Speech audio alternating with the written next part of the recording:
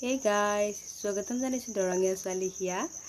আমি আজি ভাবিছো ফুৰিব যাম। আমি মন্দিৰ এটালৈ যাম।